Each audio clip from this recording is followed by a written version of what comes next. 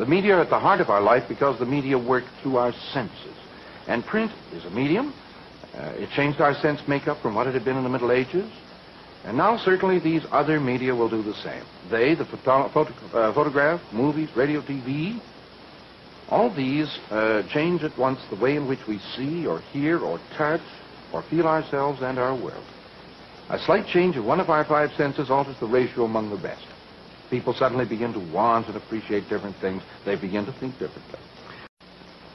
Well, there they are. Our new electronic media, or our new gadgets. You push a button and the world's yours. You know how they talk about the world getting smaller? Well, it's thanks to these that it is. Everywhere is now our own neighborhood. But not only is the world getting smaller, it's becoming more available and more familiar to our minds and to our emotions. The world is now a global village. These new media of ours have made our world into a single unit.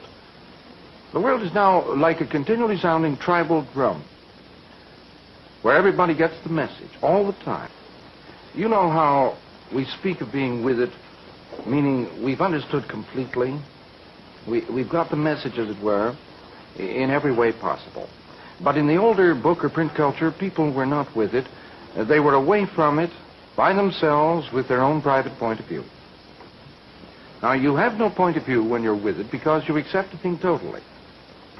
And we're with it because these new media of ours have made our world into a single unit. If the appliance store is the symbol of the age we're living in now, what about the symbol of the age just past? Because in contrast to all of this, we used to have just one medium, or one gadget, if you like. A book. It's all we used to have. There were no film projectors, no TV sets or radios. We got all our information from this. We were educated by it. We learned about each other from it. The book was the source of our fame. We lived, loved, and died, as the saying goes, by the book. Think for a minute of how one reads. One sits alone. One's eye scans a line at a time. The author's ideas come to you one at a time off the page. It's a private experience. It's not a community or family activity. You do this alone. The electronic media haven't wiped out the book. It's read and used and wanted, perhaps more than ever. But the role of the book has changed. It's no longer alone. It no longer has sole charge of our outlook nor our sensibilities. Books are still very important, but their role is changing. The nature of their importance is changing. Remember that books were our first teaching machine. We had to see the world and each other's through the printed line on the page. And today, there are many media of information, many teaching machines. We owe a lot to the book. The assembly line of mass production, that, for example, comes to us from the book, from the printed line where things move along and happen one at a time. But the assembly line has changed. It is no longer one thing at a time, but wherever possible, everything at once. 40 or 50 operations happening at the same time, controlled and synchronized exactly by preset type. Notice the shift in the image. From the assembly line stretched out, events taking place one at a time, to the modern automated industrial complex where things happen all at once. Not a line, but a field. And this applies not only to products, but to people. The line, the individual. The event was the book. The field, the all-at-once, tribal drum, the new medium. We've seen how print affected all aspects of our lives. Industry, education, the concept of the modern army, even our managerial class is a product of print culture. So is the idea of romantic love.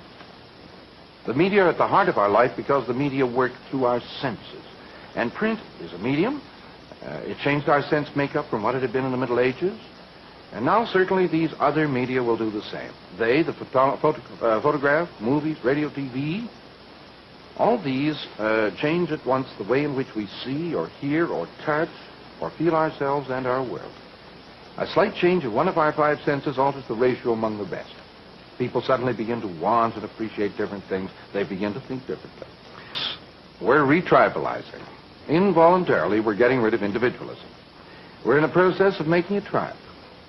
For just as books and their private point of view are being replaced by the new media, so the concepts which underlie our actions, our social life, are changing. We are no longer so concerned with self-definition We're more concerned with what the group knows, of feeling as it does, of acting with it, not apart from it. I think you'll find everything we observed tonight about the media points in the direction of tribal man and away from individual man. Now, by individual man, I assume that you're referring to John's literary man. Yes, and tribal man is the man created by the new electronic media.